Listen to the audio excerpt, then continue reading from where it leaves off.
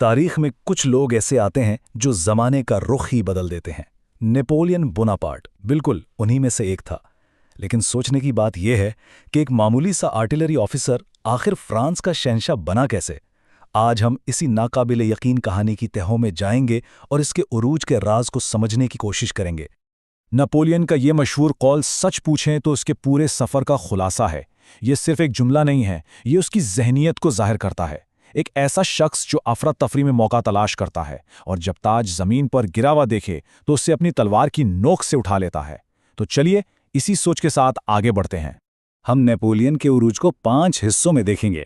سب سے پہلے فرانس کا وہ سیاسی خلا جس نے اس کے لیے میدان تیار کیا، پھر ایک جنرل کے طور پر اس کی شاندار کامیابیاں، اس کے بعد وہ فیصلہ کن بغاوت جسے 18 برومیئر کہتے ہیں، پھر کونسل سے شہنشاہ بننے کا سفر، اور آخر میں ہم اس کی میراث کا جائزہ لیں گے۔ تو ہماری کہانی شروع ہوتی ہے 1795 کے فرانس سے۔ ذرا تصور کیجئے ایک ایسے ملک کا جو انقلاب کی آگ سے جھلس چکا ہے، ہر طرف بے چینی ہے، عدم استحکام ہے، اور ڈائریکٹری نامی حکومت اتنی کمزور اور بدعنوان ہے کہ ملک کو سنبھالنا اس کے بس سے باہر ہو چکا ہے۔ اور ایسے ہی حالات میں جب عوام تھک چکے ہوں، وہ ایک مضبوط رہنما کی تلاش میں ہوتے ہیں۔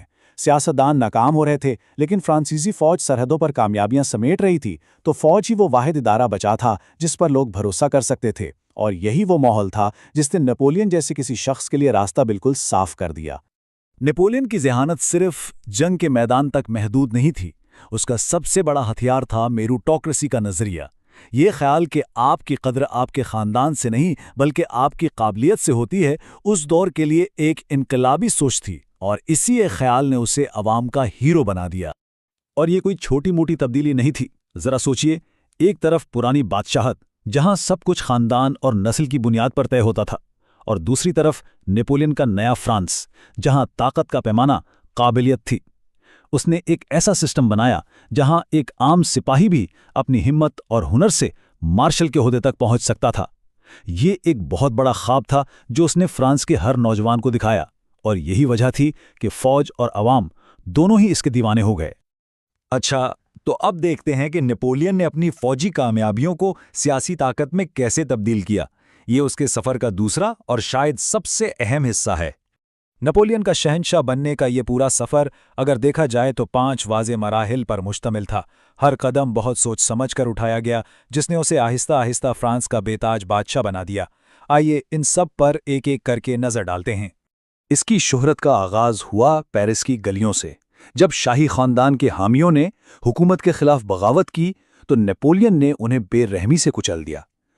اس نے باغیوں پر سیدھی توپیں چلا دیں، جسے اس نے خود اے وف آف گریپ شاٹ کہا۔ اس ایک ایکشن نے اسے راتوں رات حکومت کا محافظ اور فرانس کا ہیرو بنا دیا۔ اس کے بعد اٹلی میں اس کی ناقابل یقین فتوحات نے اسے ایک لیجنڈ بنا دیا، لیکن اس کی اصل چالاکی پروپیگنڈا کا استعمال تھا۔ مصر کی مہم جو حقیقت میں ایک فوجی ناکامی تھی، نیپولین نے اسے فرانس میں ایک عظیم فتح بنا کر پیش کیا۔ وہ یہ سمجھ گیا تھا کہ جنگ جیتنے سے زیادہ ضروری ہے جنگ جیتنے کی کہانی کو کنٹرول کرنا۔ تو اب ہم اس لمحے پر پہنچتے ہیں جب نیپولین نے فوجی یونیفارم اتار کر سیاست کے میدان میں قدم رکھا اور سیدھا اقتدار پر قبضہ کر لیا۔ جب نیپولین مصر سے واپس پیرس پہنچا تو اس نے دیکھا کہ حکومت بالکل کمزور ہو چکی ہے۔ اس نے اس موقع کو ہاتھ سے جانے نہیں دیا اور ایک تیز رفتار بغاوت کے ذریعے حکومت کا تختہ الٹ دیا۔ یہ کوئی خونی انقلاب نہیں تھا، بلکہ ایک شاطرانہ سیاسی چال تھی جس نے طاقت کا سارا کھیل ہی بدل دیا۔ اس بغاوت کے بعد ایک نیا نظام لایا گیا جسے کونسولیٹ کا نام دیا گیا۔ دکھاوے کے لیے تو اس میں 3 لیڈر تھے، لیکن اصل طاقت صرف ایک شخص کے پاس تھی، فرسٹ کونسل، یعنی خود نیپولین بوناپارٹ۔ یہ دراصل جمہوریت کے لباس میں ایک آمیریت تھی۔ اقتدار حاصل کرنے کے بعد نیپولین کا اگلا ہدف تھا اس طاقت کو ہمیشہ کے لیے اپنا بنانا اور اسے ایک موروثی سلطنت میں بدلنا۔ سالوں کی جنگ کے بعد جب نیپولین نے امن قائم کیا تو اس کی مقبولیت عروج پر پہنچ گئی۔ اس نے اسی مقبولیت کا فائدہ اٹھاتے ہوئے ایک ریفرینڈم کرایا اور لوگوں سے پوچھا کہ کیا وہ اسے زندگی بھر کے لیے اپنا رہنما تسلیم کرتے ہیں۔ جنگ سے تھکے ہوئے لوگوں نے استحکام کے نام پر بھاری اکثریت سے ہاں میں موڑ دیا، جس نے اس کی آمریت کو ایک طرح سے قانونی حیثیت دے دی۔ اور پھر آیا آخری اور سب سے بڑا قدم۔ سال تھا 1804۔ جگہ تھی نوٹر ڈیم کیتھیڈرل۔ यहाँ नेपोलियन ने एक ऐसा काम किया जो तारीख में हमेशा के लिए दर्ज हो गया।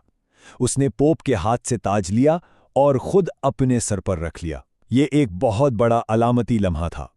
पैगाम बिल्कुल साफ था, मेरी ताकत किसी खुदा या चर्च की दी हुई नहीं है, ये ताकत मैंने खुद अपनी तलवार से हासिल की है। तो आखिर नेपोलियन ने यह सब कैसे कर दिखाया? आइए इस पूरे सफ़र का एक खुलासा देखते हैं और ये भी जानते हैं कि तारीखदान इसके उरूज को किस नज़र से देखते हैं। ये 4 अहम पड़ाव हैं और ये सब सिर्फ 9 साल के अंदर हुआ।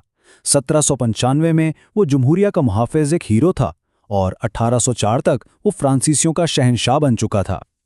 हर एक कदम ने अगले कदम के लिए रास्ता बनाया। तारीखदान इसके बारे में मुख्तलिफ राय रखते हैं। जैसा कि शेख मोहम्मद रफ़ीक कहते हैं, नेपोलियन था तो इनकलाबी की पैदावार, लेकिन आखिर में इक़्तिदार की खातिर उसने उसी इनकलाब के जमहूरी उसूलों को ख़त्म कर दिया। एक तरह से उसने अपनी माँ का ही गला घोंट दिया। वहीं प्रोफेसर के अली का नज़रिया यह है कि नेपोलियन की उरूज की असल वजह फ्रांस के अंदरूनी हालात थे।